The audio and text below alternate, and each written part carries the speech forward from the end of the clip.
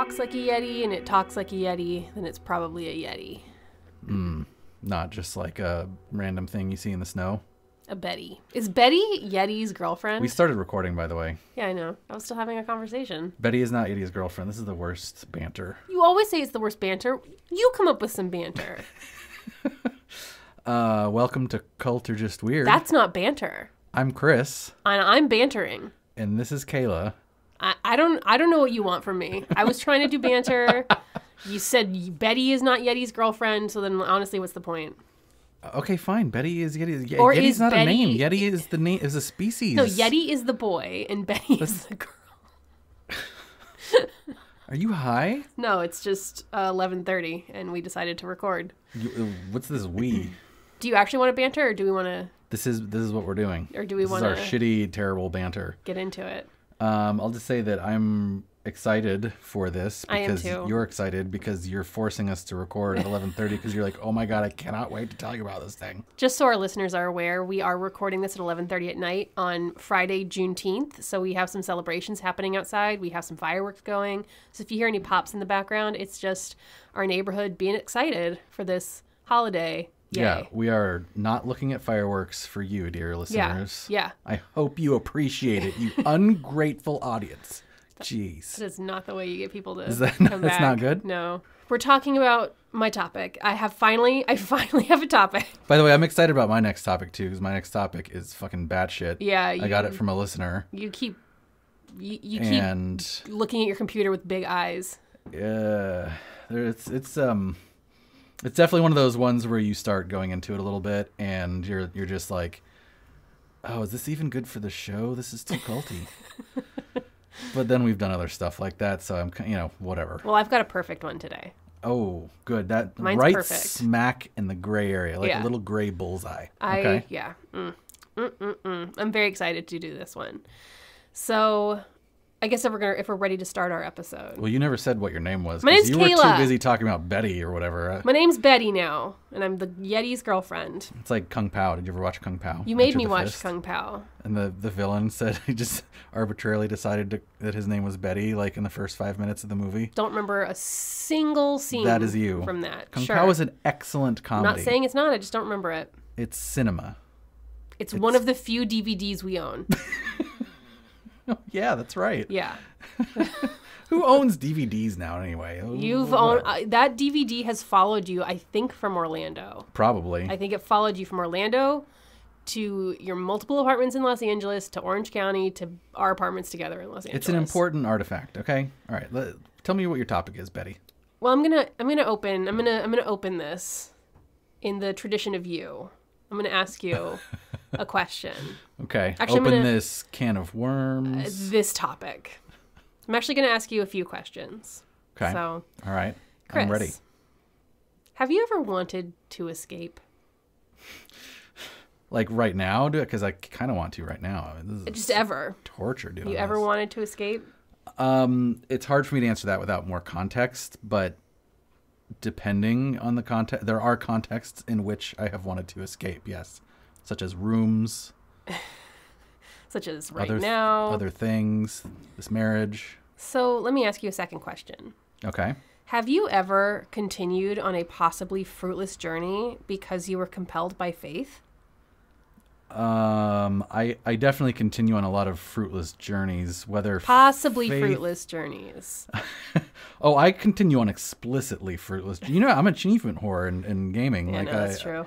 I play a lot of games longer than I should. I watch TV shows longer than I should. Yeah, I know. Well, you're the other way. You won't give something 10 minutes without saying this is garbage and turning it off. But I am the other way, and I keep watching things long after it's been valuable just because I'm a completionist. Now, is completionism a form of faith? I don't know. I can give you an example of a time you continued on a possibly fruitless journey because you were compelled by faith. Oh my God. Okay. It was when you were trying to date me. Jeez. Okay.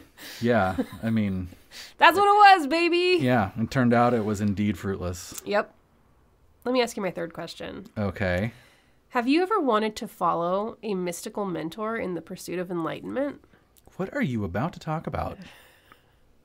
Just answer the question. I mean, the there's answer is something yes. attractive to me. Yeah, look, I like Yoda just as much as the next guy. Yeah. So, I mean, me too. My answer to all of these was yes. Yeah. I think, honestly, like, there's some universality to some of these questions. Like, maybe not all aspects of them, but wanting to experience mentorship, wanting to feel like you're being taken care of in an educational sense. Oh, we're talking about some universal things today. Great. I'm actually talking about all three of those questions are about the topic. And I actually did this topic. You did this topic? I did this topic. What this does is that mean? This is yet another cult that I've been in. Oh, jeez. Kayla, we can't have a podcast where we talk about the dangers of cults and you keep joining them. Well, this is from a long time ago. So that's no excuse. At least it was a past me. At least it was a past Betty and not a current Betty. Not current Betty. I wanted to pick a topic this week that was a little bit escapist. And not because I think we should be turning away from what's happening right now. I think we should all be doing our very best to face it head on every day. We've kind of taken the stance in this podcast that we're a little bit of a respite or a little bit of an escape from what's happening in the reality of the world. But, when we're talking about racial injustice and the uprisings, like Black people and people of color have been facing this every day for a very long time. And white people standing in solidarity have joined along the way. More are joining now. So things like fighting racial injustice, dismantling and rebuilding oppressive systems, and taking steps to be actively anti-racist is hard work. It's a struggle. And in order to do good, hard work, you need to rest sometimes. Yeah. If you can't be a good knight unless you polish your armor sometimes. There you go. The analogy that was given to me, I think it was in a White People for Black Lives meeting, went like this. The way a choir is able to sustain impossibly long notes as a group is because individuals can take turns dropping out to take a breath and then dive back in. I did not know that. Yeah. Everyone gets a chance to breathe and the note continues on without skipping a beat. Fascinating. And that is activism. Everyone needs to roll up their sleeves and do the work, and then we need to take turns dropping out for a moment to breathe. So let's take this moment to breathe and good job. Proud of you. Usually the people that I listen to on YouTube give me a countdown, like a breathe in for 3 seconds, whatever. Well, I'm just see, that's the thing. No one's counting down for the choir. They're intuitively knowing it's when. It's just on like your own organic. Yes, it's at your own pace. Emergent behavior. I love emergence is my favorite thing, by the way. Ooh, then you are into this topic today. Seriously? Yes. I'm not even joking when I say emergence. Yes. It's like my literal favorite thing. You're very into this topic then. Excellent. So let's take this moment to breathe and escape into a world that is beautiful and weird and maybe a cult. I don't know. We'll see. At the end of the episode, we can kind of touch back on some of the issues we're facing today, some concrete ways to get involved, just, if that's something that you need right now. But for now, let's go to the topic. It's an activism sandwich. Let's talk about activism, then a breather, then activism again. There you go. So you heard my questions up top about a spiritual journey of faith. Do you have any ideas? I have no idea. There's so many weird things around right now. You could be talking about the thing that I'm going to be talking about next week. I don't even know. I hope not. No, I'm definitely not. Okay, let me read you a quote from someone who has experienced today's topic and see if that kind of helps you guess what this is. Okay. Quote, "This experience has been remarkable. One of the most remarkable experiences I've had on the internet and in life as a whole. Utterly pointless, but I feel like I learned something about myself and other human beings today. Not exactly sure what, though. All I know is that I cried after reading the original message." Any thoughts? Well, that quote's awesome.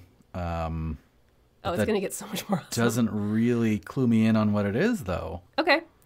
What about this quote? Quote, "We are all travelers on a path. We are all the same. There is no point in dwelling on petty differences. Everything we do has an effect. We may never know what that effect may be, but it is there and it is important. Always think about this. Never let it leave your brain. Always do the best you can to help your fellow man. Life is the most valuable, worthless thing in the universe. Treasure it. You have one life to live. Never let anything hold you back. Do everything you can to make the world a better place to live." Life is the most valuable, worthless thing in the universe. Nice. Yeah. It's actually, I actually dig that. So even though this person may be a weirdo, and I may be saying that I dig something that some crazy person said. So what do you think we're talking about today? Do you think? Am Do you think I it's like? supposed to know? Do you think we're talking about a religion? A philosophy?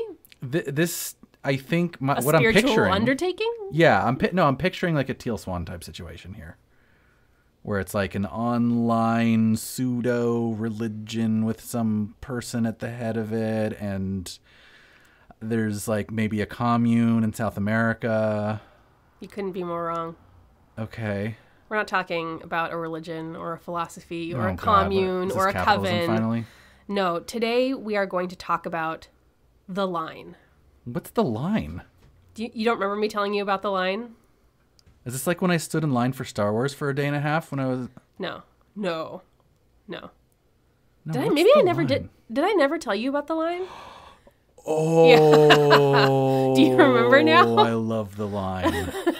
I love it so much. It's like... Oh, you're going to love it so much more after this. It is absolutely spiritual. Yeah. Well, don't react too much to it yet. Because we need to go through... We need to get our listeners up to speed. I'm glad that you remember me talking about it now. I do now. And hold on to your butts.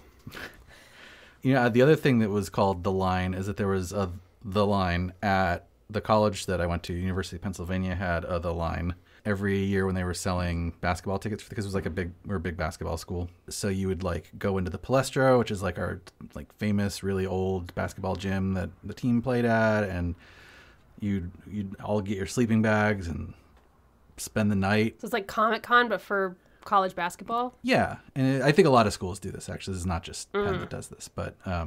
This is not what the line is. That's not the line? No. It's not waiting in line for tickets? No. Okay. No. Sorry. All right. It sounds fun, but different. The Line is one of the most sublime internet experiences I've ever had. Mm-hmm. And I am not alone in that assertion. Mm-hmm. But before we talk about exactly what The Line is, we got to get some background. And we got to get all of the background because I can't do anything halfway. In 2009, a web developer named Andrew Botter announced his new website, Your World of Text. It's a communal website that consists of an infinite blank space that stretches in every direction, and anyone can edit any and all of it. Basically, it's a giant communal word processor that scrolls in every direction with no grids or parameters. Anyone can type anything anywhere or delete anything anywhere in this infinite space. So all I have to do is just go to this website, and then I can type something, I can delete something, whatever. Yeah. Okay. Does it exist right now? Or yes. Is that, oh, yes. We get to that? We'll get to that. Okay. So like I could go, oh man, okay. Yeah. Go ahead. The world is The world, yes, you should. The world is navigated via scrolling or using the arrow keys, and location is measured via coordinates along like an XY axis system. Got it. So it's like a gigantic notepad. Yes. Okay. Oh, also there are infinite rooms or worlds. Basically, anyone can create their own Your World of Text by typing yourworldoftext.com/something. And okay. You can yeah. So there's an infinite, there's Your World of Text, and then there's an infinite number of offshoots. There's anyone an infinitely can create large them. space and an arbitrary number of those things. Yes. But since it's been around for a decade, a lot of the like cool names are already taken. So you can kind of just type in yourworldoftext.com and type in something random and see if it already exists, which is a fun thing to do. Tempting. Some worlds can also be made private, but where's the fun in that? And I should also point out here that the way to travel through the world via scrolling is not fast or easy. It is time consuming, and it requires vigilance so that you don't accidentally hit the wrong button, mess up all your progress. Scrolling? Yeah, so if you don't Scrolling progress? Yes. Because if you accidentally refresh, or if you swipe the wrong way and it goes back to the previous page, you lose your space. You lose where you were. So do you have to scroll as you would just in a regular text document? Yes. So why does it take so long? Because it's huge. We'll get to that. I can show you. Hold on. Let me demonstrate to you how long it takes to scroll. Okay, so right now... Because it's infinite, right? You could never scroll to the end of it. It's just... No. Okay. So right now I'm at X0, Y0. Okay. All right, I'm scrolling.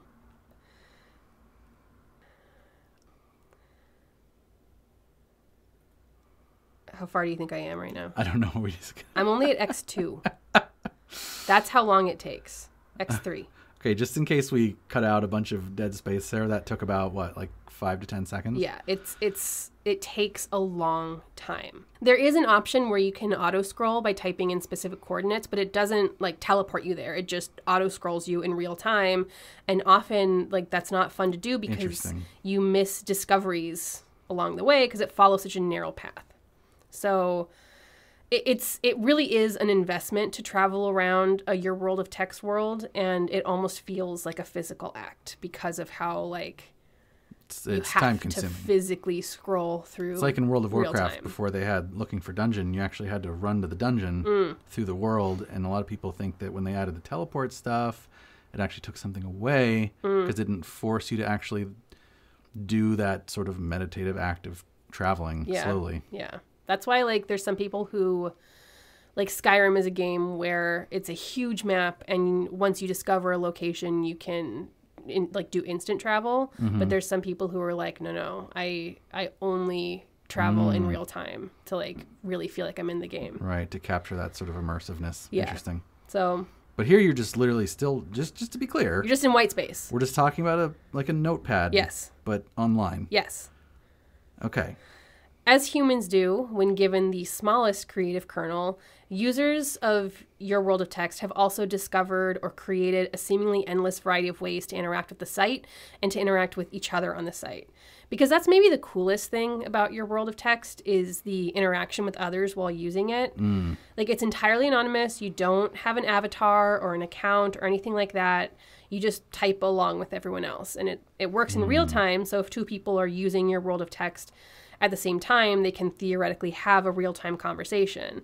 But also the text, like, stays there. So you could have a conversation with somebody years apart. Or, like, see somebody's conversation from years ago. Or, like, jump into somebody else's conversation from years ago. The only way to identify yourself is by, like, typing out your name or your handle and, like, you know, ascribing it to whatever words you're writing down at the moment. But even that's not a clear identifier because, again, anyone can write anything, and it all just looks like the same text. So if you go on there like, Brian was here, somebody else can be like, and Brian was here too, and you'll never really know. It's like an online graffiti wall. Yeah. Yeah. Huh. It's like a lot of things. It's like God. And the text stays where you put it until someone else decides to erase it. So one trend I've seen is people adding dates to their messages to kind of, like, ground it in that, like, whole time and space thing we were just talking about. Like, Brian was here 2012. Got it. It's another thing that makes Your World of Text so special. You're basically communicating across time, across space with other anonymous users that you can't see or interact with outside of your keyboard. It's like reaching out to the void and finding that it reaches back to you periodically. I'm sorry if I start waxing philosophic, but this topic is worthy of it. Yeah, I believe it is. Words are not the only way Your World of Text users have found to interact with each other or to build out this barren, empty environment. One of the most obvious ways is with ASCII art. You know what ASCII art is. I know what ASCII art is. Yes, but I'll explain. ASCII art is actually... ASCII, I did not know this until right now, but that's actually it's a more standardized technical term than what we mean here. But, like, when we say ASCII art right now, we're colloquially referring to it as visual art that is text-based. So pictures that you draw using just the characters on your keyboard. It's kind of like pointillism, or like those art pieces that are, like, just composed of, like, tiny, you know, like, album covers to make it look like it's Bob Marley or something. Right. It's like that, but with text. So, yeah, it's certainly using, like, you know, you're using letters, but you're also using the characters, like slashes and @ signs and punctuation, all that good stuff. So ASCII art is used to create visual landmarks in Your World of Text. So this is things like roads, towns, shops, houses, outposts, and on and on and on. And it gets... So, like, little text-based art of, like, shops and houses and towns. And, like, like, towns have emerged from this. Like a geography has emerged from this. Well, yeah, I mean, you said it has an X and Y coordinates, so that's basically like latitude and longitude. Yes, it's coordinates. And this, like, these creative endeavors get prolific. I do want to note here that when I'm talking generally about your world of text, I'm pretty much always talking about the main page, which, as you mentioned, is just yourworldoftext.com, no slash, no thing. Okay, I thought you were talking about like a whole bunch of different pages. Right here. now, I'm just talking about your world of text. All of this applies to all of the worlds, but I'm going to talk specifically about main your world of text, and we can get into a tangential world a little bit later. Thankfully, there is an entire Your World of Text wiki, which documents some of the more well-known or prominent landmarks created by users. So it's a collaborative text page to describe the collaborative text page. Is that right? Yes. Okay. Yes. Okay. Just checking. This page, so like it points out the landmarks, and it also helps give us some of the terminology, the language, the jargon, the roles that are used to describe the culture of your world of text that's kind of organically emerged over the years. Emerged, because it's emerging. Oh, it's emergent. Oh, I see what you're saying with the emergent thing. Okay, yeah. This is hella emergence. Yes. Let's dig into some of that jargon. I'm like kind of all over the place with this because I have another note. Let's also note that in 2015, something called the wipe happened, in which the world... Oh, no. Yeah, in which the world was reset, and many of these landmarks had to be rebuilt. So some of the things we're talking about no longer exist in reality, but are a part of the general culture, understanding, and mythology of your world of text. And that's part of the beauty of this, is that it is ephemeral. Things are always changing, and you can never count on something to be there. Yeah. So what year did you say? Sorry? The wipe happened? Yeah. 2015. 2015, okay. So first, let's talk about the map. The map of the main Your World of Text world starts at coordinates x0, y0, like we mentioned. It's a very good place to start. Let's cut that. Why? No. So this area that you start at is called Spam Central, and it's the first thing you see when you arrive. It's often very crowded, which means it's full of words and text and ASCII art. Like, there's you instead of opening up to a bunch of blank space, you're opening up to a bunch of text. That makes sense. It's since if that's where everybody lands, right? Then... It's the starting location, so that's where like people write their first little messages. It's also a very ephemeral place in and of itself because it often gets wiped by trolls or by website maintenance. Trolls, the easier it is to get to the place, the more likely it is you're going to have more people that'll just do whatever they want, right? And trolls often visit your world of text, and they either destroy landmarks and messages by erasing them, or they spam an area with racial slurs and epithets. So there's a little bit of a back and forth between trolls destroying things and builders building them back up. It's like a microcosm of the real world. Yeah. Yeah. It sucks. I wish that trolls wouldn't do it, but it's also kind of like, it's almost like a natural disaster that happens in this world, and you kind of have to how do you bounce back? And like we can talk more about these roles later, but like I've seen on like discussion boards or on the Wikia, like trolls took over this area, like we got to go clean it up, and people will band together to go so fascinating. Clean it up. Yeah. Yeah. That's so interesting. So it's like marauding bands. Yes. So starting from Spam Central, you can take the North Road, which is often littered with more spam, and it extends generally as far as X1000. And it crosses through towns like Hundreds Crossing, and it ends at the Sky City, which is at 1000. Okay, so when you're saying the North Road X1000, is it Y0? Is it? Oh wait, which Y1000? Sorry, it's Y1000. X0 Y1000 because it's going north. Because it's going north. Yeah. Okay. So yeah, so it's going straight up on the screen for 1,000 units of text. Yes, and that will take you to the Sky City. Is each unit of text like is X1 Y1 just one character? No. Okay. So each it really you're just gonna have to see it. I'm gonna show you some pictures. So the unit of measure isn't a text character. It's like some larger unit. Yeah. Okay. Yeah. It's kind of It's hard to describe unless you've seen it.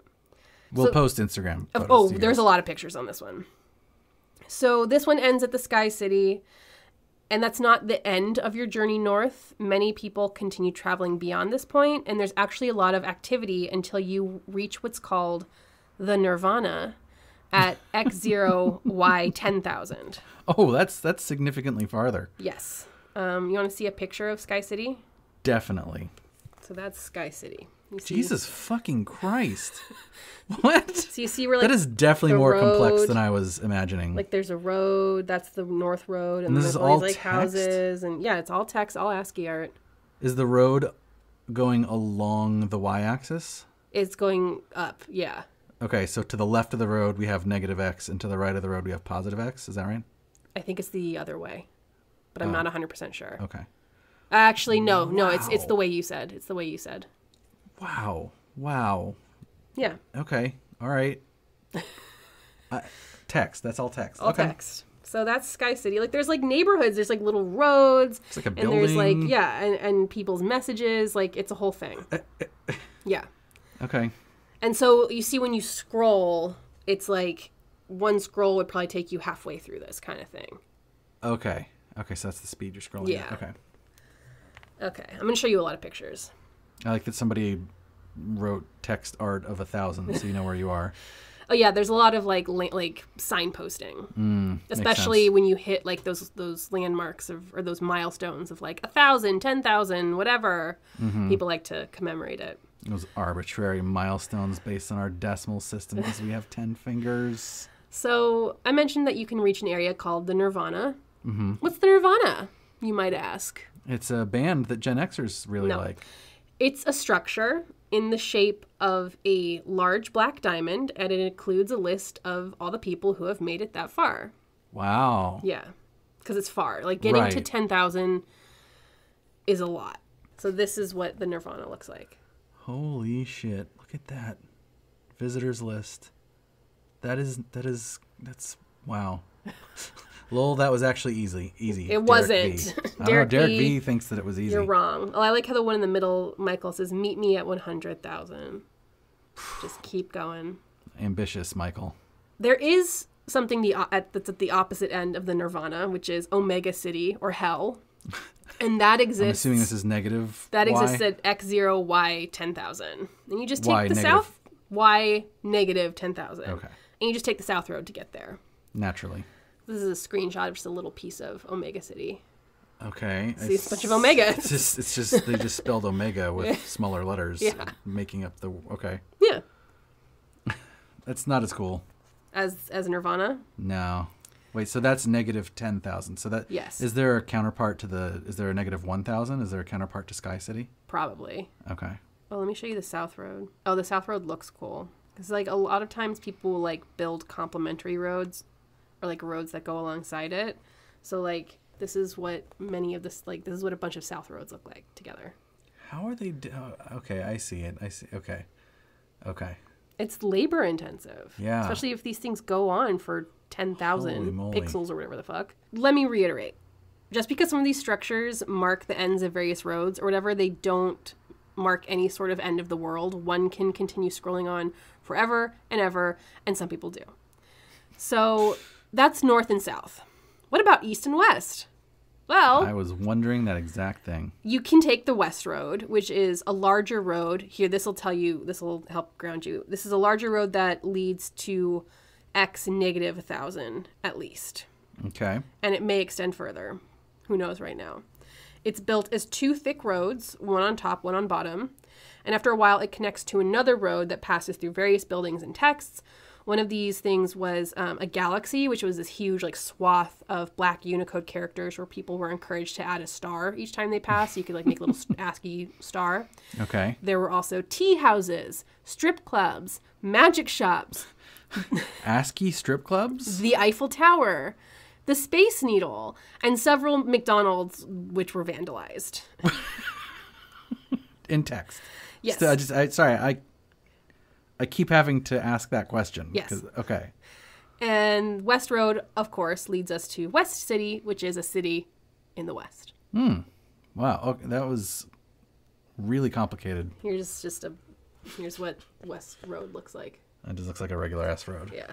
Did you even see it? Yes.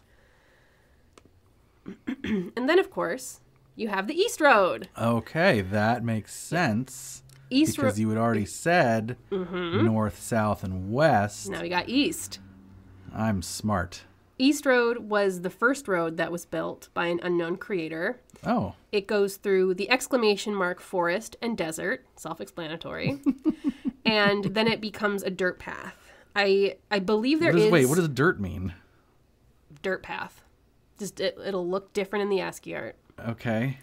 I believe there is no East City. I could be wrong, especially now. But the East is considered to be more of like a wasteland, a little bit more like barren. Yeah, see here you can see the road, and then you can see some spam and some like racial epithets in there. Some of the like, and it's not always trolls. It is just sometimes people are just rude and use it for inappropriate things, and they shouldn't. I didn't see the epithets until the end. Oh, yeah, they're in your face. Okay. Other notable, so those are the cardinal directions. Mm-hmm. Other notable landmarks throughout the world. I'm not going to show you pictures of these, but we can put them on our Instagram. Other notable landmarks throughout the world are Homer Simpson Road, a road made of pixel art Homer Simpsons that follows South Road. The soda machine and the pizza box, which the soda machine is a rectangle with ASCII art soda cans, and underneath there's a message telling the user to take a soda can, which means delete it, or restock the soda machine if it's empty. And then there's also a pizza box, which is the same thing. We have the World of Satan, which is built by an unknown at X6666Y negative 6666. There's the ocean, which is an ocean created using little tildes as waves. And it's dotted with ships and boats, and it even connects to a port that branches off of the West Road. Like, it's a whole thing. What? There's something called the Black Wall, which is a large black wall with a glowing black cross above it, and it's claimed to be held by the quote-unquote Crusader faction. I don't know what that is. What? There is something called... I'm quitting my job because I can never make a game that's as amazing as this. No. As just this blank collaborative canvas. Yeah. It's one of the greatest things. It really is. Yeah, I know. And just wait. There's something called the 1K Outpost, which is at 1,000. It's north, but it's more difficult to get to than Sky City because you must journey diagonally. Oh. So you can't just hold down an arrow key for this. Right. You have to physically scroll diagonally. Remember that. It's important. So you can't just like scroll to the right and then scroll up after? You can do that, but you want to travel along the road. That's why the road is there. Oh. Or you want to travel on the paths that other people have traveled. Like, yeah, you can scroll to the right and scroll out. You can also, but like you want to physically do it. Travel the road. Yeah. I see. So something that you said earlier was that like the easier something is to get to, the more likely it is to get like trolled or spammed or have a lot of people there. Right. So cities or landmarks that are in the cardinal directions do tend to be hit more by trolls or spammers because they're easy to get to. You hold down the thing. But things that are diagonal tend to escape that a little bit or a little bit more. There's something called Shabby Town, and it's one of the larger cities in your world of text. It also is diagonal. It runs southeast of Spam Central. It has a population counter that's set at 142. There are 3 main streets that branch out from the road. How many people have reached it? Oh, okay. There's many houses. There's stores. It's a very well-known landmark. And then there is something... What does stores mean? Well, stores. Can I buy things there? You delete it. Oh, my God. Last but not least, we have the Highlands, which is located at X 10,000 and Y 0. So remember how I said traveling east was kind of like a barren wasteland? Mm-hmm. Well, following this path far enough will bring you out of the barrens into the Highlands, where there is a McDonald's, a large block of repeating word art Splatoon, a train station, various messages from the few users who have traveled this far, and a big 10,000 sign to celebrate the milestone. And remember, these are just the landmarks in the main Your World of Text world. There are infinite worlds with who knows how many landmarks. Like, it kind of gets mind-boggling if you think about it too hard. Oh, not kind of. Yeah, it's mind-boggling. Now, I mentioned before that there's also jargon for roles in this world. So you've got builders who rebuild things that are destroyed by trolls and spammers, or things that are destroyed accidentally by, like, dummies coming through and being like, I don't like this. Creators are the first to create something. There's a group of users who are dedicated to conserving the world called STT, or Save the Text, which goes in and fixes up destroyed cities and landmarks. Like kind of what I mentioned, where people are, get online and are like, we got to save this area. I'm particularly interested in the people who fight back against spam and trolls, and I've even heard stories about groups of Your World of Text users like physically getting into it with spammers in real time and out spamming. Wait, what do you mean physically? So if the spammer is there, like typing a whole bunch of stuff or destroying something. Still in World of Text. In World of Text, not in real life. The spammer will be in there spamming, and then these groups will go in and out spam the spammers, like rebuild faster than they can destroy. Fascinating. Yes. So. And I love that there's vocab too, because that definitely dovetails with a lot of things we've talked about on the show before. Right. With Ritual, there's a lot of groups we've talked about. Actually, just our last episode about MLMs. MLMs have their own. They have their own jargon. Yeah. So. The coolest people, in my opinion, though, are the explorers. And explorers are most of the users, I think. Explorers are the people who scroll around looking for cool things or trying to reach cool coordinates. They're the people that can spend endless hours scrolling, because it does take hours. And these are people that scroll to further and further depths, sometimes leaving little messages or breadcrumbs along the way to bond and interact with other explorers.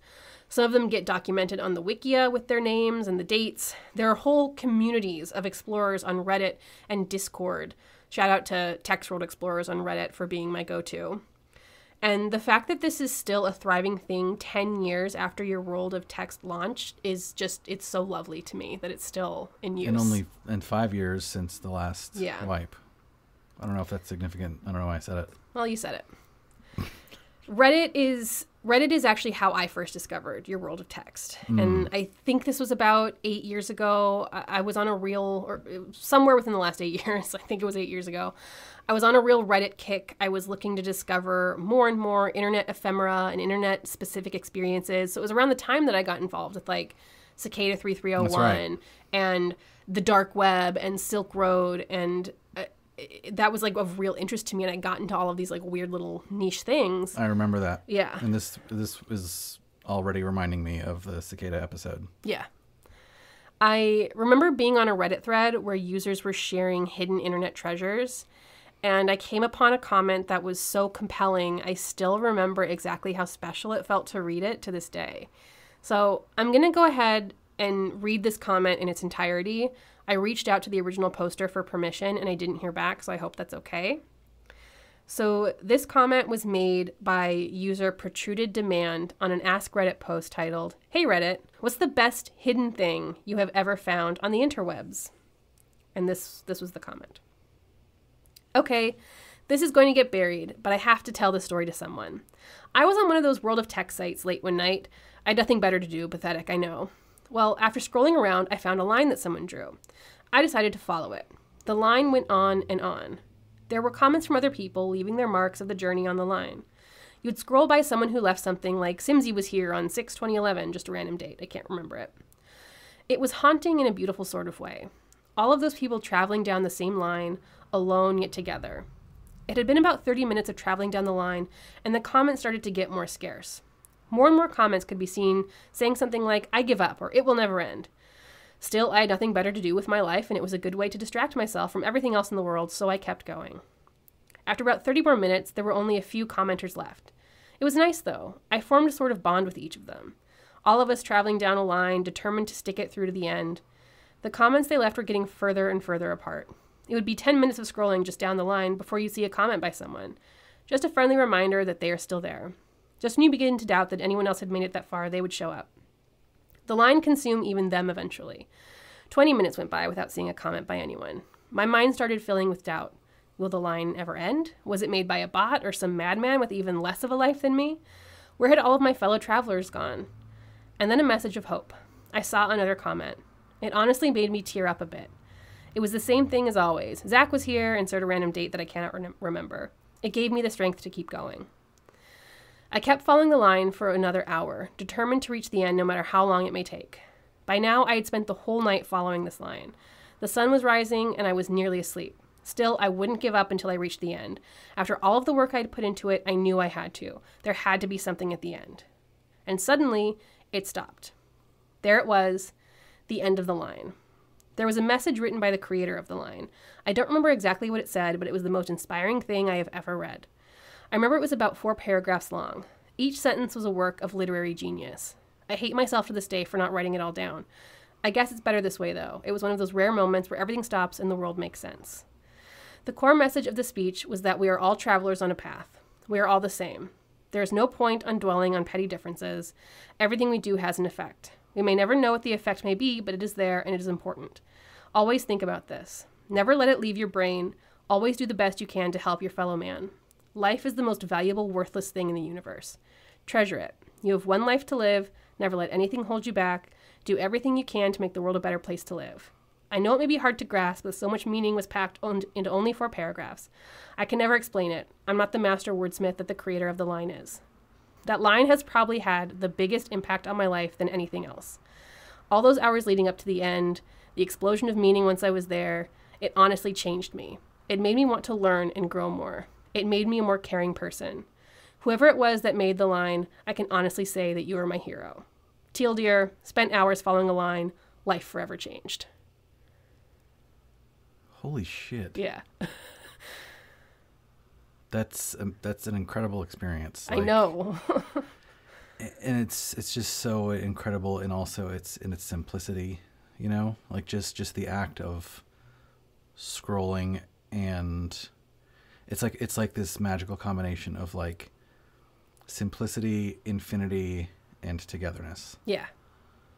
And I think there's also faith there, because you have to, you start to doubt, like, are there people on this with me? And then they are, and you start to doubt, like, is there an end to this? Is there not? Like, but you keep going because you're like, something has to be here. Something has to be at the end. Right. And but you don't know, like, he could still be scrolling today. He could still be scrolling today, or he could just suddenly stop and there's nothing, which I guess would also be its own experience. But I think having that, like, message there at the end that was life-changing for this person, just, I mean, you can imagine, I read this comment and I was like, holy fuck.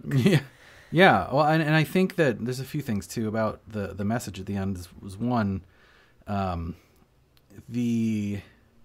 sure that the words were very meaningful and wonderful, but certainly the experience of scrolling through the line that he went through prior to reading them is a key component. Clearly is a key component of the meaning that he derived from the words themselves. Right. I mean, probably even more important than the words themselves. Yeah. And for that reason, I actually like that he didn't write it down or didn't copy it, because it and I haven't read them and I haven't done the line, so this is just me speculating, but it definitely feels like just reading those words without having gone through the experience would render them inert. Yeah, I think I agree. We can talk about the message a little bit more a little bit later, but yeah, as of right now, I agree with you. Wow. Jeez. So I saw that and I was like, I gotta do this. Good Lord. So there's some debate over where the line is. There should not be any debate, because Protruded Demand has linked to Protruded Demand, who is the person who wrote that comment. Oh, that's their username. Has linked to the specific Your World of Text world that this is on. It's not on the main Your World of Text world. Instead, this he's talking about a line. They're talking about a line that was found at yourworldoftext.com/MSERNST. Miss Ernst. Miss Ernst. Okay. It's important to note that there is another line in the main world that leads down to and through Shabby Town and also goes a long way. It's referred to as the True Diagonal on the Wikia. And in fact, lines like the line have popped up in a number of Your World of Text worlds. Like, they go on for certain lengths. There's dozens of them. And like, ever since this happened, like, there's lines everywhere. Sure. This is the line that we're talking about. This is, to me, the line. Because the line at Miss Ernst is much, much, much longer than any of the other lines. And because it was that initial comment that kind of spurred this whole interest in your world of text on Reddit, I regard this line as the line. The OG so that's what line. we're talking about, yeah. There are many lines, but this is the liniest line. This is the liniest line. So again, this is just a line of text. This is just text being written on a single line, and it just goes to the right very, very, very far. In a diagonal. Oh, in a diagonal. It's a diagonal. You have to scroll. Oh, I didn't realize. I was picturing it. We'll keep talking horizontal. About it. Okay. We'll keep talking about it. So, because we're going to talk about my experience with it right now. Yeah. So you went there. I did the line. You did the line? I did Is that the what line. it's called? I have traveled the line. Did you do a line in order to be able to do the whole line? No, I did the line. No, it would definitely not hurt. So I read this incredible description and I felt obligated to experience this for myself. Yeah, I imagine so. And I mean, it's everything that Protruded Demand described and more, in my opinion. I don't remember how long I followed the line, as in like how many hours it was, but it was hours, and I think it spanned days. I think it was. Yeah, I was going to ask if it was continuous hours or multiple sessions. I think you can do it in one sitting, but I think for me, I think I slept in between. I think that's it. Did you eat? I think it was line, sleep, line. But like a couple hours. Like it's really hard. Okay. The line is food for the soul, though, It is. that makes sense. Once you start going, it's really, really hard to stop. It's really, really hard to stop. I get it, man. I fucking scroll Twitter all the time. It's horrible. Yeah, this is like, it's so much better than Twitter. And yes, it goes at a diagonal. That's a low bar. Well, yeah. You're forced to actively follow the line by physically scrolling. You can't just like press a key. And this is, again, you could go down and to the right, but then you're missing the journey that's intended, and you're missing that communion with all of the other people that have followed this road, right, or this path, or this line. It takes on a lot of different forms. So like it goes vertical, and then horizontal, and then fully diagonal. Oh, okay, so it's not always diagonal. It's always trending in the diagonal, but sometimes it'll be like this way, and then this way, and then this way, like stairs, and then it'll go like true diagonal, and then it'll kind of go like this, and then this. Okay. And like, and all our listeners can definitely tell what you mean when you say this and this, right? They're gonna have to picture it. It's made up of thick swaths of black slashes down to a line of commas and everything in between. And as mentioned along the way, people leave messages for each other, either noting who they are and when they were there, to leaving fun little musings, to confessional stuff like deeply personal, intimate thoughts, inspirational or spiritual messages. We'll kind of come back to the spiritual. I really can't describe fully the experience of traveling along the length of that line, especially because it breaks sometimes, or you lose it and you find yourself. Oh, shit. Yeah, you find yourself scrolling in blank white space. You're wondering if you're lost. You're wondering if you reached the end. God. Wondering if you're alone out there, only to find the line pick back up suddenly, or to come across another message from someone who'd been on the journey years before. That's the most spiritual thing I've ever heard. Yeah, I know. I'm like moved right now. I know, you should do the line. I think I'm gonna. Like it literally, I could cry over this topic. I love it. Incredible. Yeah.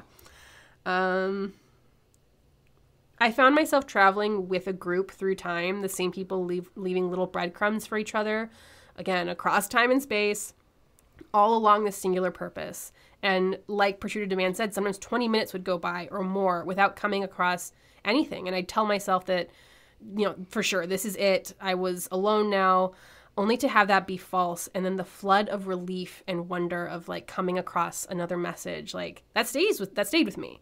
I stayed up for hours doing this. I mean, I definitely did not get good sleep. I'm not sure. I was obsessed. I couldn't stop. It was just too compelling. And the entire time, the original creator of the line had also left encouraging messages along the way, urging you to keep going. Or was it the original creator? Yeah, I was going to ask. Yeah. You don't know. If there's a message of encouragement, you have no idea who it's from.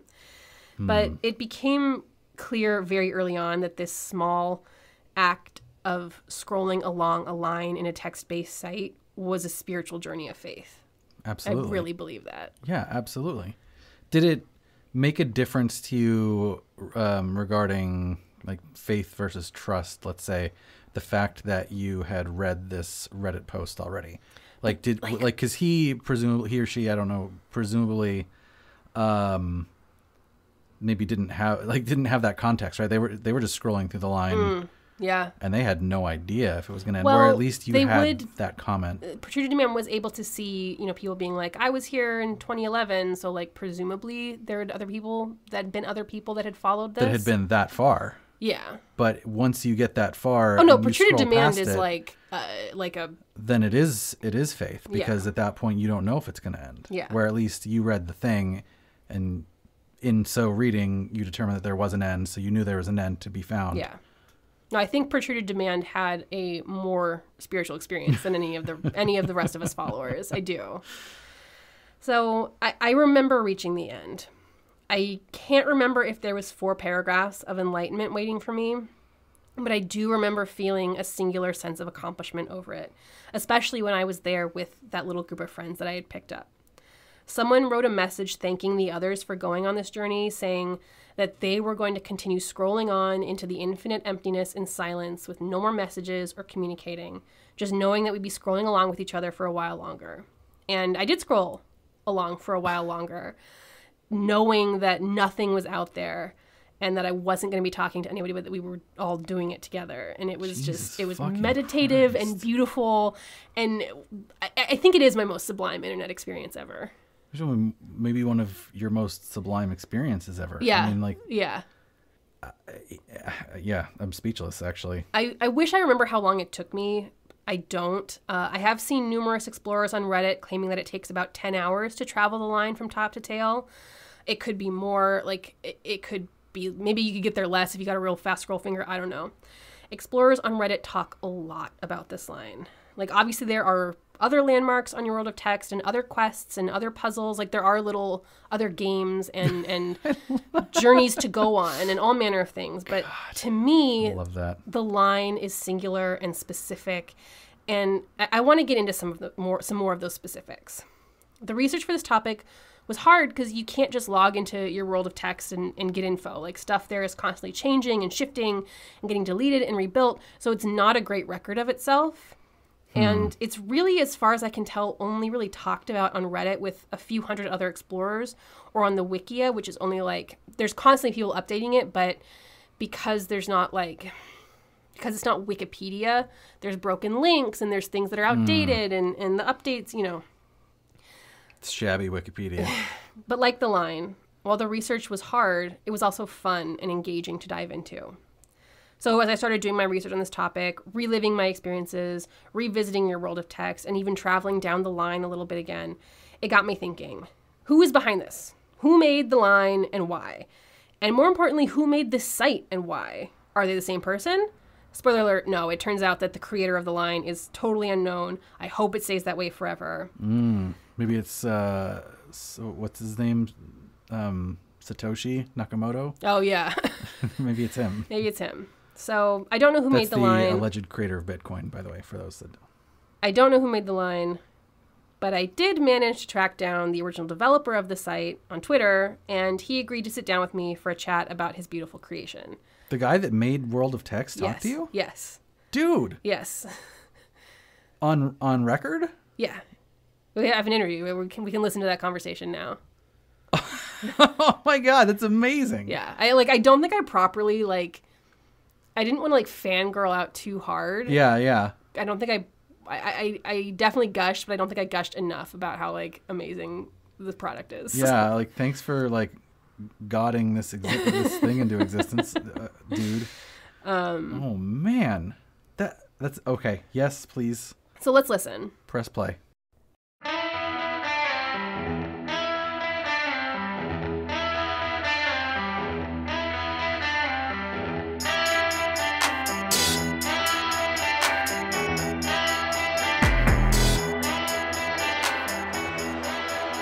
So do you want to introduce yourself to our listeners? My name is Andrew Botter. I am mostly a software developer. I also studied creative writing, and I grew up in Nashville, Tennessee, and then lived in the Bay Area for a while. I'm in New York, which has been great because there's a community of people making cool tech art. There's even an event that's focused on technology art that has to do with text and language. So Oh, really? Yeah, extremely specific to my interests, which is a great thing about New York. So was your world of text kind of your first foray into like text art, tech based stuff, or I guess how did your world of text come about for you? Yeah, I mean, it wasn't my first creative tech project. It was definitely the one that got the most attention and still is. But I was on the web in the really early days and always trying to figure out how to make stuff and kind of experiment with the limits of web browsers. So I'd done a couple cool things before that. But your world of text, I had been working at a tech startup in the Bay Area for a while, and I was just in the process of leaving my job. And I feel like I had some kind of, I'd learned a lot about how to build more complex websites at that job than I had before. So I think that kind of was percolating in my brain. And then, there wasn't like a deliberate process of like, I'm going to invent this.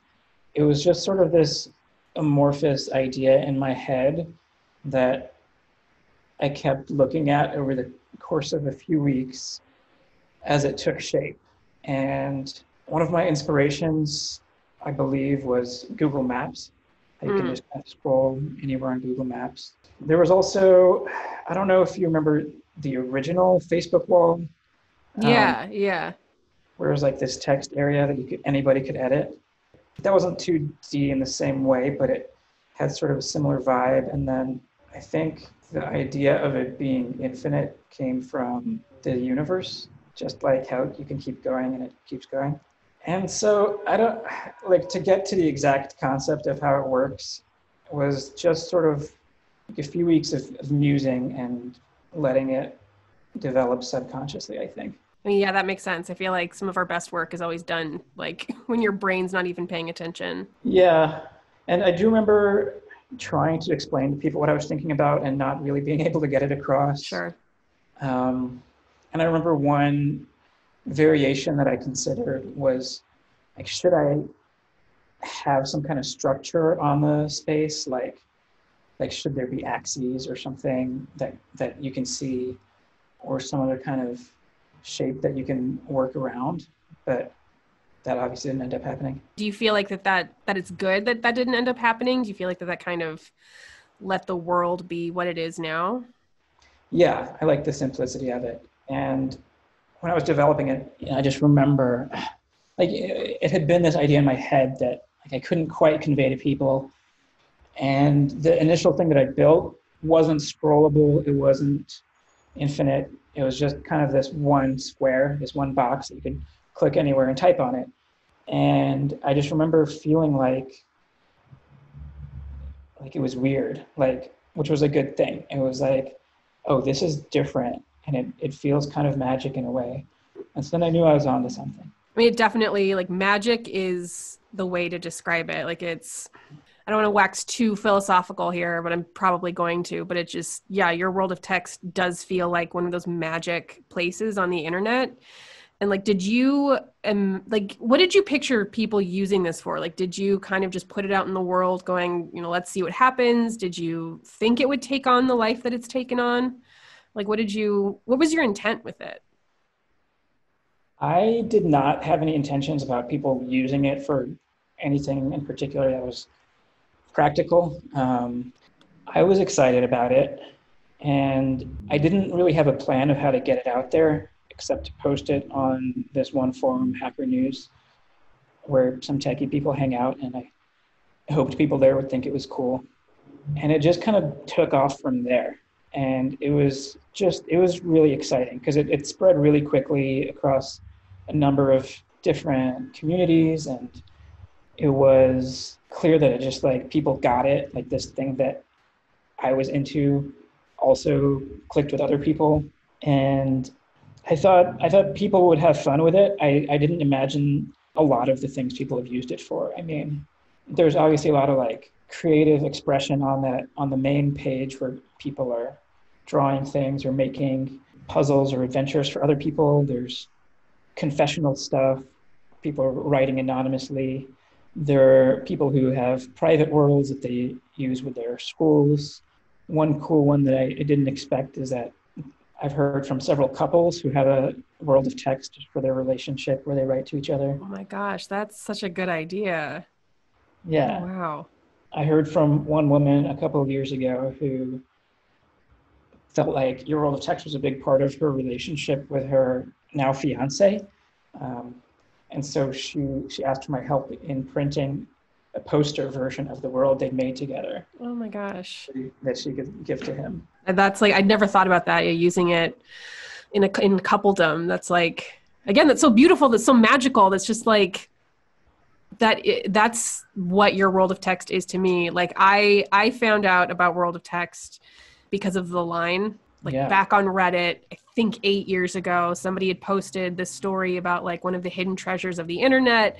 And it was the story of the line. And it was, the way this poster talked about it was like, oh, this, mystical spiritual journey. And I was like, it's a line on a text thing. Okay, cool. But then actually going and following it, like, yeah, that is a mystical spiritual journey of faith on like an internet text-based website. What's your experience with the line? Like, what do you think about that? I think I know the Reddit comment you're talking about. If it's what I'm thinking of, they were like, this saved my life. Yeah. Yeah. I saw it when it was just like in the early days of the line, I want to say. And I never really followed the whole thing. I don't know. I have this I don't go on there that much. And I think it's partially a desire to leave it alone in a way. Like it's not my space somehow. But I was really happy when I read this Reddit comment. Right. I mean, yeah, I've read a lot of comments specifically about the line, but also about, your world of text in general. And there's so many comments are like, this is life-changing. This taught me something about myself. This, I've never had an experience like this.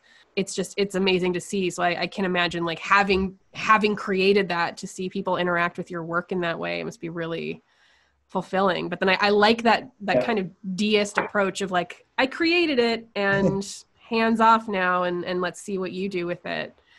Deist is a funny word for it. I won't disapprove. Yeah, I mean, it is really gratifying. And, when I made it, I didn't expect it to have such a long lifespan. I wouldn't have been surprised if people thought it was really cool and then played with it for a few days and then it trickled out. There's just really no way to know. So to find something like that years later, it changed my perspective on art. I think whatever you put into the world, you don't know how it's going to affect people. And I very easily could not have come across that comment. I don't even remember how I came across it, but I think whatever you put out there, people are going to respond to in ways that are 100 times bigger than you'll ever possibly be aware of. So it gave me more faith in art to find that comment, not just in my own, but in everybody's. Why do you think it has the staying power that it has? Because it's been like, what, a decade since you created it? Yeah, a little bit over. And I think it's different than what's out there. I think it offers people something that, in retrospect, I wasn't thinking about this at the time, but there's a lot of talk about the feeling of the web in the old days when it was more personal and chaotic and creative. And I would be really happy if one of the consequences of your world of text is to keep that feeling alive somehow and show people who grew up with Facebook that another way is possible. So one reason it might have lasted this long is optimistically if it does convey that feeling, and if there's not too many other things out there that do that right now. Do you think it's possible we'll ever be able to get back to that kind of early days of the internet, or do you think we're ruined by Facebook and Google? I think it's possible. I think it would take the right product, and it would take the right steward.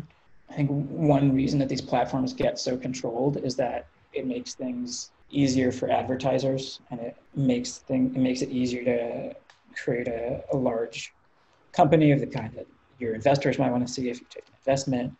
But I think there are a lot of new kinds of interactions left to explore, and I think there are people who grew up with like, I mean, I think like, despite the fact that the web is less chaotic now, there's something about growing up on it that might give people like a deeper understanding of it when they do see it. And there's still weird spaces. I mean, I think Tumblr was probably the last big weird space, and it seems to be in decline, but people are going to want it, and so it can arise again. I'm going to hold on to that. Yeah.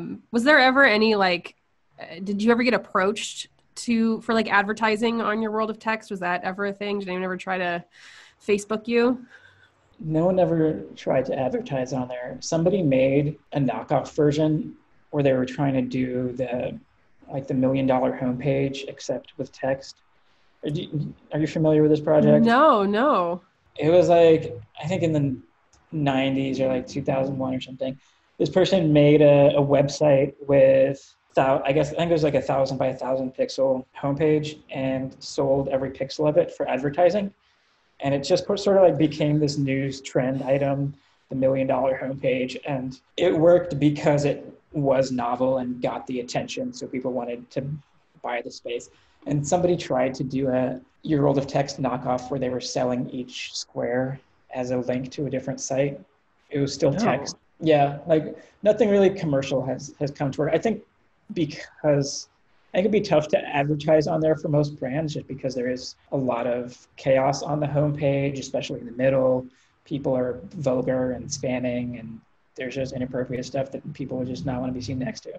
I've thought about trying to, I think Your World of Text was the first infinite plane on the web. I'm sticking with that until I hear otherwise. Now there are more. I think one great product is Figma. It's like a design tool. There are a lot of these kind of design canvases where you can scroll around, but I wonder about the potential of the infinite plane that you can move around for more mainstream purposes. I think why it's so powerful is that it taps into instincts around space and geography that most software doesn't. Like you can feel like you're in a place when you're there in a way that you don't when you're scrolling Twitter. So someone could potentially do something cool with video chat on a plane. I thought about like, what if it was a blank canvas, but instead of text, you can kind of put down, I don't know, like furniture or like stickers of whatever kind, and just kind of like design a space with your friends and move your avatars around and video chat that way or something. For more practical purposes, if you could zoom in and out, that would help. I haven't really added features like that on Your World of Text because I like what it is artistically. I like that it takes a long time to get somewhere. Mm-hmm. I wouldn't mind letting people teleport around on their private worlds, but at least on the homepage, I like that it's hard to get somewhere. That's like the whole point. Like I was going to ask because the scrolling, as you scroll through or as you try to travel the world, it's a slow process. It's not, it takes a while to get to some of these coordinates. Was that intentional, or was that just kind of the way it was designed and happened to really fit with the themes of what the place ended up being? The original design was mostly just intuitive. So it's not like I thought I'm not going to add zooming because it would compromise the sense of space and the work that people put into it. It was more of a happy outcome. I mean, a very happy outcome. Thank you. Like even with the feature where you can type in coordinates and like have it auto scroll, it still takes such a long time. Yeah. And that's part of the magic. That's something that I have really liked seeing the conversations about the line in particular or other landmarks. folks talking about it on Reddit, someone will ask like, what are the end coordinates for the line? And other people will be like, hey, no, that defeats the purpose. So no, you're not going to get it. Like, I don't know if the end coordinates for the line are accessible anywhere online. I think it's been kind of kept pretty sacred, which is just, that's unheard of for the internet. Like I feel like the way people interact with your world of text is just, obviously there are trolls and obviously there are spammers and that's fortunate or unfortunate, but the way that people interact with it doesn't exist elsewhere, especially on the mainstream internet. Like it does have that magic. And I like that you brought up how it kind of recaptures some of that early web chaos. I'd never really thought, I'd never put those together, but yeah, it does kind of feels like the wild west of what the internet used to be. And that I think some of us are trying to recapture sometimes. Yeah, I'm really happy to hear that. Yeah, I'm curious, where are these conversations on Reddit? There's one called Text World Explorers, and that's a big one. That's the one that I would go to. There's so many. I have like way too many tabs open right now of people talking about their experience with. I'm focusing a lot on the line because that was my first experience with your world of text. So there's a lot of people talking about it there. But yeah, if you dip your toe in there, you'll see what folks are doing. And also, there's also, I don't know if you know this, but there's a Wikia for your world of text that users have put together. Yeah, there's like a whole Wikia, and I mean, people are constantly updating it. Like there are updates from today. I checked it this morning and there was an update from yesterday. Like folks are still very active in it. Like the staying power again, like that really hits me. I'm sure it hits you even more being the creator, but it feels almost akin to like, I don't know, like Telnet muds and like text adventure games and that kind of thing. But folks using this space to create that for each other, it just feels so special. It makes me very happy. I mean, I think that's all of my questions. Is there anything else you want to say about your world of text or other projects you're working on that you want to talk about? Well, first I wanted to ask you if there's anything you think I should change or fix about the site. No, I really don't. I mean, I think even the things that are quote unquote unfortunate about the site, like spammers and trollers and people coming through and deleting things that are important to the community, I feel like that's an important part of it. Like it's fantastic that there are structures that exist on your world of text that have existed for a long time. And it's also important that they remain ephemeral. Like it's important that they can go away at any moment. Yeah. No, I feel like it's perfect. Okay. Yeah. Sweet. If I think of any criticisms, I'll Twitter DM you. Yeah. Well, sometimes I wonder if I should have kept tweaking and improving it or something, but probably it's fine how it is. Yeah. It serves such a niche purpose. And I think one of the more interesting things about it is seeing the ways users, what they do with it, how people figure out how to use it in a way that is unique to them or useful for them. Yeah. I want to make more weird internet things. I don't know what they are yet. I have ideas, but right now what I'm spending most of my time on is creating a tool for event hosting, like an alternative to Facebook events and Eventbrite. Oh, we need that, please. I just finally got off Facebook and I'm like, oh, nice. How do I do things now? I'm like having to I feel like I'm a little bit in that wild west of the internet again, which is a good place to be, where I'm having to like piece together everything that I had on Facebook in other places. Yeah. So totally. Cast out of the walled garden. Yeah. So what's the name of this project? Is it up and running? Can I use it? You can use it. It's called Mixily, MIXILY.com. Awesome. I am definitely going to use that because as much as I hate Facebook, I am bereft without it. Yeah. So, Facebook is great because everyone's on there and it just sort of has everything in one place, like groups and messages and events. I'm building a useful thing for organizing events and starting there, and maybe it can grow if it picks up. So Nice. check it out. If you check it out, give me your feedback, bug reports, suggestions, etc. Awesome.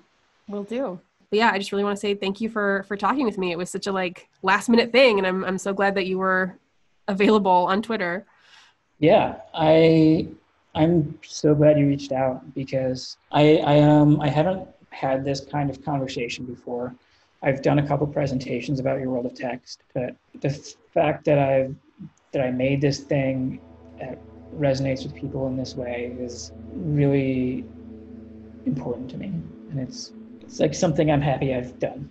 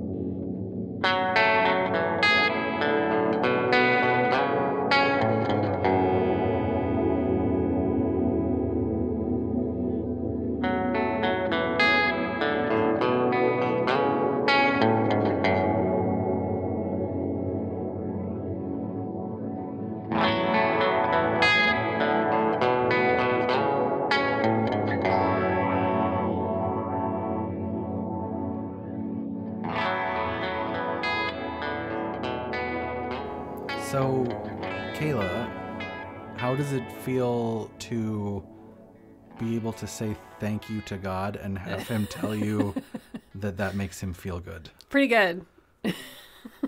Feels pretty good. Jeez. Yeah. It's a good, it was such a good conversation, and I don't know what to say about it. I mean, I have a few things to say. I don't mean to be flip with the God statement, but it's just picturing the experience you had with a piece of art and how spiritual that experience was, seeking out the creator, talking to them, and having them express appreciation for having done so is like itself, I'm assuming, a spiritual experience. It's like following the line, but in life. Yeah, you're right. It's following the line in meat space. I mean, the line. I don't want to get weird, but the line is life, man. It totally. That's why it's spiritual. Is because it is life. It's we all are on the line of some sort. We all lose it sometimes. We all don't know if it's going to have an end or not. What's at the end? There's a bunch of people that are in the same boat as us. That's why it's so fucking spiritual. Yeah. So it was really cool to talk to the creator of the canvas that the line exists on, to see, like, to learn more about, what was the intent with your world of text? Like, why was it put out into the world? And I love the fact that it was an idea, and then users kind of generated a variety of different ways to interact with it. His answer was perfect, honestly. Like, if he had said, like, well, I really wanted it to be like this. I wanted someone to draw a line that you followed. But the fact that the answer was just kind of like, it kind of came to me, and then I made a canvas. I made art, and there it is. And there it was. Like, it's so perfect because it's just like anything other than I didn't know what was going to happen with this thing would have felt inauthentic to me. Yeah. It's so fascinating. The other things that I want to react to there are when he asked you if there's any change or anything that you would make to it.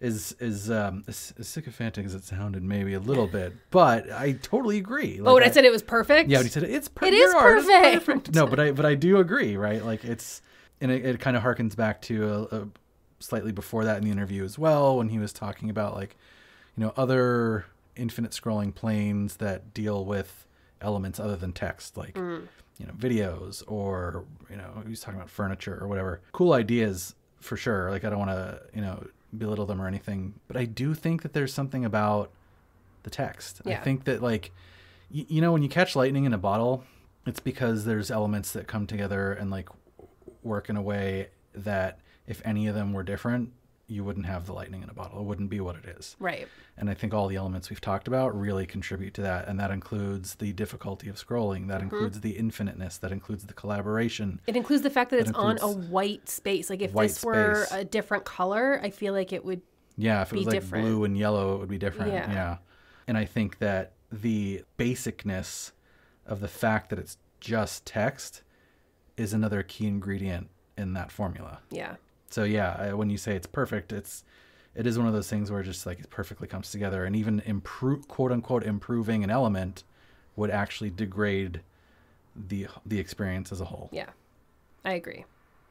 I love your world of text, and I think some of our best ideas are the ones that we have, and then they take on these, and this was said in the interview, but they take on total lives of their own. And sure. Yeah.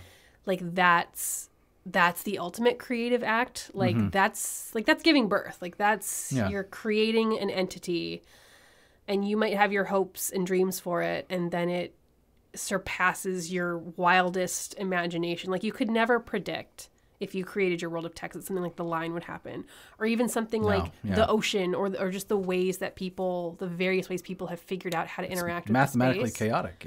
Literally, like, I mean, emergence is chaotic, right? It's like DNA. It is a small piece of information that, when you scale it, takes on wild and fundamentally unpredictable properties. Yeah. And I think like all art is conversation, right? That's the thing. And that's what's so cool about this is, it's like watching a TV show. The creator brings something to it, but you also bring something to it. And sometimes it skews more one way or the other.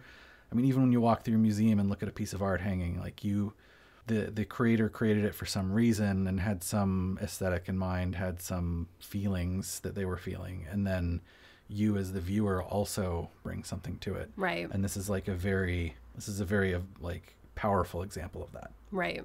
It makes me go back and think about the anonymous creator of the line and what they imagined they also engaged in an act of faith. Like they also engaged in, I'm creating this, like that's a lot of work to create the line and then to create it as long as they created it, and then just hope that somebody would follow it. Even one person, hope that person would follow it all the way to the end. They created it, they put it out in the world and had no idea if anybody would ever see it ever. Yeah. And it's not even on the main page. Yeah. It's on Misernst. It's an act of faith on the creator's part too, for sure. And just going back to that, like it's a conversation, like by going and doing the line, like you get to keep having that conversation with that original creator, and then like we're having that conversation with Andrew, like just by going onto your world of text, like I think, and then like the fact that the way you like your world of text is conversation, text-based conversation as an art, like it's right. Conversation's a real letters. Yeah. It's got a motif going here. Yeah, this is a conversation about conversations. That are a conversation. Yeah. How many more times can we say that word? Do we get paid or something? Conversation. So paid by the word. Okay. Before we move into the end game here on this topic, Before we get to the end of the line, I want to address the fact that we've been talking about a lot of things couched in spirituality and spiritual language. We've talked about journeys and faith and magic and sublimeness, and you and I have been like, woo, and we're not the only ones that speak this way about this. I've noticed that people who talk about the line tend to adopt all kinds of mystical language that paints the line as a kind of pilgrimage. And this kind of language is also reflected in the messages of encouragement left along the line as you travel it. So I'm going to read some quotes from explorers on Reddit, as well as some messages directly from your world of text to help illustrate more precisely how religious of an experience it can be. I guess I should talk about my sources here. The main brunt of my sources here are Text World Explorers on Reddit, and then there's a few other Your World of Text subreddits, like there's YWOT, there's Your World of Text, and then there's other subreddits that are about internet ephemera, like Internet is Beautiful. So this was mostly going on Reddit, and then also the Your World of Text Wikia, where I really couldn't find any other information out there about this. So it's even trying to like learn about it is elusive. Like even trying wait, to. hold on, there wasn't. Let me get this straight. You don't have Vice or Forbes as a source in this episode? I don't. And What maybe maybe they have articles, but it's really hard to Google the line. Oh, yeah. That's a good point. But yeah. I don't know if they've. It's like calling something and. I feel like this might be an undiscovered thing. Maybe Are we reporting on this first? Are we? I don't know. What do we call? Is hot off the presses? I did. You know, we got the scoop. Is that what it's called? Andrew did tell me that this was his first podcast interview. Really? Yeah. Oh my God. And he's never had a conversation like this with anyone. We're like the first people to the line. Oh my God. Or on a comment and you say first. Yeah. That's us. We're the first. We're the protruded demand of talking about the line on podcasts. On podcasts. Anyway. So okay, let's get to these quotes. Let's get to these Reddit comments. This one's posted by Blue Reindeer, who I think actually is the person who created the Text World Explorers subreddit after they read Protruded Demand's comment and were inspired. So this is their comment, slightly abridged. The line really changed the way I see things. Like someone on the line said, the line is like life. It really doesn't have a point, but is still there. It's truly strange how an ASCII line on a fairly obscure site on the internet brings 107 people together on this subreddit and brings this strange feeling of accomplishment. Many people who I know wouldn't see this 10-hour marathon as an accomplishment, but they don't know even half of the experience we, who made it to the end of the line, have experienced. The other thing that baffles my mind is that how many people will come after us and see our messages. I, being one of the first on the bottom, along with only a handful of Redditors, saw mostly messages of the earlier travelers from 2010 and earlier. Everyone who came after us will see our messages, along with the older ones, creating an experience of combining the past and the present. The trip reminds me of this quote, "We're standing on the shoulders of giants. But in this case, today, we are traveling with the people of the past together." That reminds me a little bit, too, about how astronauts say they come back to Earth after seeing Earth from orbit or like from the moon for the first time. And it's such a monumental experience that it literally changes. It changes their brains. I mean, it changes their outlook. Are you comparing traveling the line to going to the moon? Yes. That's amazing. Yeah. I went to the moon, you guys. Yeah, well, I scrolled an ASCII line, so... No, I'm saying I went to the moon because I went to the end of the line. Yeah. Oh, okay. This next comment is from user Feb29Guy, who goes by Baron on Your World of Text. The journey is what really amazed me. I met a lot of cool people on the way and even extended the line myself for a fair distance.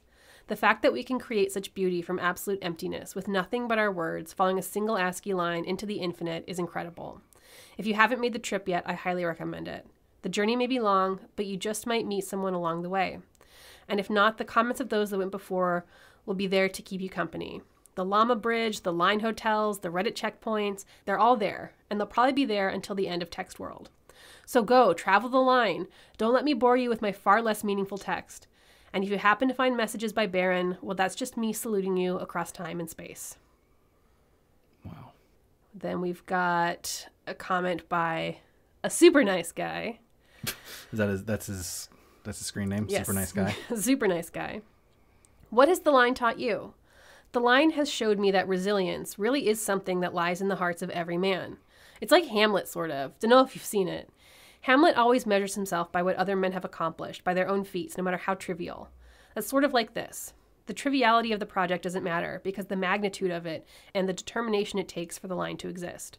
All hail the line. Okay. All right. I'm getting all hail the line tattooed on my body. And here's some quotes that are directly from the line, left by, some are attributed, some aren't. What lies beyond the beyond? Kill me, it's so good. Here's a quote from Lin Yutang. I don't know who that is, but they're quoted here saying, "A good traveler is one who does not know where he is going to. A perfect traveler does not know where he came from." Wow. Here's a Dostoevsky quote that's along the line. "Man is a mystery. It needs to be unraveled. And if you spend your whole life unraveling it, don't say you wasted your time. I'm studying that mystery because I want to be a human being." Jeez. These are some quotes, man. I know. And this last one is from a traveler who made it to the end. "I finally made it. I meant to write something meaningful for you. I guess you'll just have to keep looking. Scott." This is just like you keep dropping like spirit bombs like I Goku. know. I'm just like Goku. Jeez. These are just some examples. Like, all in all, there are dozens and dozens of people on the internet who faithfully and blindly followed an unknown creator's line into infinity and had a spiritual experience doing so, myself included. Like any one of those quotes would be enough to like end an episode on. I know. Holy shit. Well, we're not there yet. Now, We'll get to that. as we wrap up, or prepare to talk about whether the line is a cult or just weird, I want to read Protruded Demand's summary of the message the line's creator originally left behind for those who dared to make the trek. This is the third time I've read this quote, but I think it's important to keep saying it, especially now. Now more than ever. Now, more than ever. We are all travelers on a path. We are all the same. There is no point in dwelling on petty differences. Everything we do has an effect. We may never know what that effect may be, but it is there and it is important. Always think about this. Never let it leave your brain. Always do the best you can to help your fellow man. Life is the most valuable, worthless thing in the universe. Treasure it. You have one life to live. Never let anything hold you back. Do everything you can to make the world a better place. And again, Thanks, Protruded Demand. this is just a summary based on Protruded Demand's memory. It's not the exact message that lies at the end of the line. Do you want to know the message that originally waited for explorers at the end of the line? Wait, you know it? Yeah, I have. I have screenshots of it. Well, I don't know how I feel about saying it. I know it's there, but I'm not going to share them. I'm not going to share them with you. I'm not going to share them with our listeners. Yeah, I don't think that we should. No, it would defeat the entire purpose. So instead, I urge you. It would rob people of an experience that is clearly worth having. Yeah. So go take some time. Go on the journey yourself. You'll come away changed. You'll come away a different person. And if you do come across screenshots, don't look. Go find it for yourself. Yeah, make sure I never see him. Well, go do it. Go do the I will. line. I know. So I'm saying until I do that, it's 10 hours, Kayla. I mean, At least. I have naps to do. I have to play my shitty mobile game. You have to decide if the line is a cult or if it's just weird. We have to decide things. Oh man. Well, before we do that, I want to say thank you for doing this topic because it really is a bit of a tonic. Things are tough right now, and kind of taking that step back and thinking about something like so universal and so spiritual, it helps. Good. All right, let's rumple that paper. All right. So I know we'd give our initial thoughts before we read these. I mean, it's definitely very weird. I don't think it's a cult, and I think it's because of the expected harm criteria, but let's get to it. I'm going to mix these up. Let's see. I'm going to start with charismatic leader. I'm going to go bottom up from the way our list is written. And the So charismatic, is the charismatic leader Andrew? Or I think the charismatic leader in this case would be the creator of the line. Okay. Yeah. So it's like you have like an overlord and then the I don't know. That's weird. It's God and then Jesus. Okay, fair. Yeah. I would say like in a weird way high. Yeah. I think it's extremely high. Like because you're like, who did this? And yeah, it's we don't know who they are, yeah. so I can't like put it. It's not like Mary Kay where I can be like, it's that. It's who we don't know. Yeah, and that's what makes it charismatic and compelling. I mean, that's part of what makes it charismatic and compelling. Yeah. And I think even if we knew the person's name and knew who they were, I would still say that there is strangely a lot of charisma in a weird way in the art that they did. Yeah. You know, yes. like you can experience Leonardo da Vinci's charisma via the Mona Lisa. Yeah. Same way here. Yeah. High. Ritual, sky high. Ritual is through the... It is ritual. It is a ritual. It is ritual incarnate. Like it's the most pure expression of that criteria that we'll probably ever have on the show. Percentage of life consumed. Actually, that's high too. While you're engaging with it. But we've had this before. We had this exact conversation with fair. Cicada 3301, whereas it consumed your life for for a fixed period of time, and then it doesn't. Like, and it doesn't ask you for like. I think part of the consumption of life criteria is like this ongoing loss of self versus sort of like, hey, engage with this thing very heavily, maybe. Right. But we're not demanding that you stick around forever. Like, once you're done with the line, you don't have to like constantly go back. Though there are people who like. I know that there was a group of people who, on the anniversary of like the line being introduced to Reddit, went back and redid it. Like the same people went back, and so like there is some return, and obviously people do stay in the world. People go on pilgrimages over and over. Yeah, it is a pilgrimage. It absolutely is. Okay, so we're saying low for that one, except for like a burst when you're actually engaged with it. Yes. Okay, anti-factuality. This is closed logical systems and motivated reasoning and all that sort of thing. I don't think there is anti-factuality because it's like, even though you're on this blind journey of faith, you do end, it doesn't It's like faith dissipate. without a denial of fact. Oh, God, I need to think about that more. I don't even know if I can answer this one the right way right now, because now I'm like... I don't think it's anti-factual. Yeah, I don't think it is. Even though you do have to... Or certainly Protrude Demand had to make a journey without knowing where he was going, and that you can get lost. But I would say low. Yeah. Is it niche? Yes. I think it's extremely niche because, again, it's like, it's niche. It's very niche. Not many people know about it. You said the Reddit community was, what, a few hundred people in that quote? The largest Reddit community that I found that has to do with this is like 328 members. Okay, so this is quite niche. And then expected harm is like negative, I guess. Yeah. This is less of a poison and more of a tonic, as we just said. Yes. So definitely low on that. So that brings... So it's interesting. I think more of these... Man, it feels like Cicada again, where like it hits enough that I'm kind of like, well... But it's not harmful, so is it like a non-harmful cult? It's got niche. It's very niche. It is niche. It is ritualistic, and it has a charismatic leader, but it doesn't consume a lot of your life. It's not anti-factual, and there's not expected harm. It's half and half. Yeah, okay. So I guess half and half. I feel like the criteria are a little bit more criminal court than civil court. I feel like it's more to me on the side of beyond reasonable doubt than it is preponderance of evidence. Okay. That's just my sort of gut about this thing that we've been doing for 26 episodes now that I still am confused about, apparently. 27. This is our 27th. But I think that going half and half makes me say no, not a cult. But it's definitely super duper weird. Yeah. And it's hella spiritual and hella like... Oh, yeah. It's not woo, but it's... No, it's not. It's like... I firmly... I would fight you to say that this is the most spiritual thing we've talked about on the show. I think it is. What's like what would be after this? Well, I mean, I think somebody who is into New Age shit would say like, Ramtha or Teal Swan.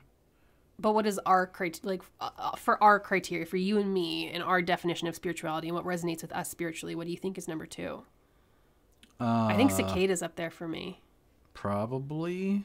I don't know. I'd have to look at our list. Yeah, I guess I have to look at our list too. But I think that you're right. I think that this is it to me, and maybe it's just my preferences and everything, and my value system, what's in my own brain. But it definitely feels like it connects me to the human experience and to the rest of the universe and my place in it more than those other things do. Yeah.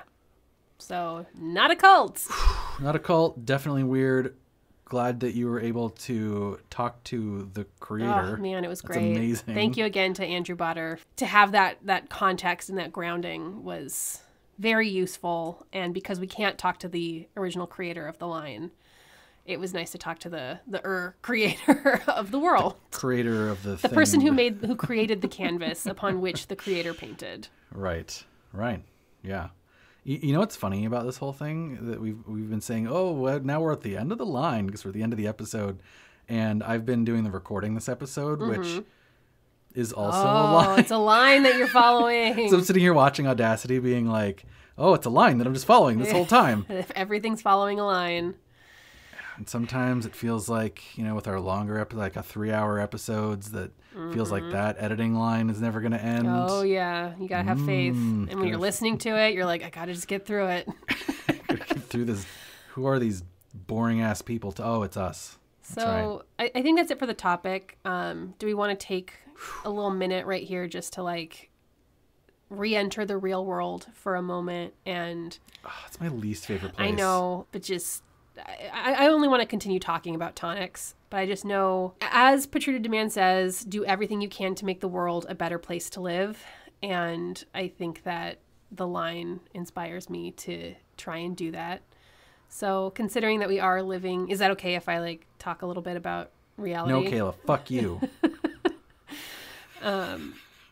Considering the times that we're living in, where there is a lot of attention being paid by mainstream and particularly white society on racial injustice and issues of racial injustice, I just wanted to talk a little bit about ways that we can be digging in and helping to do the work. And when I say we, I'm talking specifically about white people, as Chris and I are both white people. And while I'm sure our listeners know what Black Lives Matter is and know what it stands for and the work that it's trying to do, I want to point out that there are groups that, along with Black Lives Matter, there are groups for white people to be a part of that are actively anti-racist, because it's not enough to just not be racist. In times like this especially, we need to take an active stance and we need to be actively anti-racist. And so I'd recommend a group that's, this group is LA based, and this is called White People for Black Lives. I mentioned them at the top. And it's an anti-racist organization that is an affiliate of the national group Showing Up for Racial Justice, or SURJ. And SURJ is a national network of groups and individuals working to undermine white supremacy and to work towards racial justice. Through community organizing, mobilizing, and education, SURJ moves white people to act as a part of a multiracial majority for justice with passion and accountability. So if you're LA specific, check out White People for Black Lives. They have general meetings, they have trainings, they have conversations. And if you're not in LA, you can check out SURJ. They do the same kind of work. And it's specifically for white people because it gives us a place to work through whatever internalized racism that we may have learned along the way in our lives. And it allows us to help each other grow and learn out of that, and not try to do that in a space where we would just be re-traumatizing people of color and Black people who've already lived through racism. Well, you told me it was kind of like, actually it was kind of like Cicada, in that, and also the Tulpa episode where we talked about like the newbie problem. And you said this group sort of helps try to solve the newbie problem, but for this, right? For this aspect. So it's, newbies, just to reference that, can come in, like you need new blood, you need new members, you need new people joining a group, but then when they come in, they have all these questions that people have already asked and answered before, and so it's hard to strike that balance. And so this group tries to sort of solve that problem a little bit for people that are interested in being anti-racist and things like racial justice. I think like white people, it can be hard for us sometimes to know where to start and know where to jump in, because it's like, I'm afraid to ask the wrong questions, or I don't want to be offensive. And so having these groups where you can work with other people that are working to be anti-racist, you have that space to ask those questions, and you're not that's part of why they exist. It's exactly to answer those questions for you. So that's something that you can do right now to get started in this work and help make the world a better place. And when you need to take a break and rest from doing the work, head on over to yourworldoftext.com/Miss Ernst and follow the line, and then dive right back in doing the work and making the world a better place.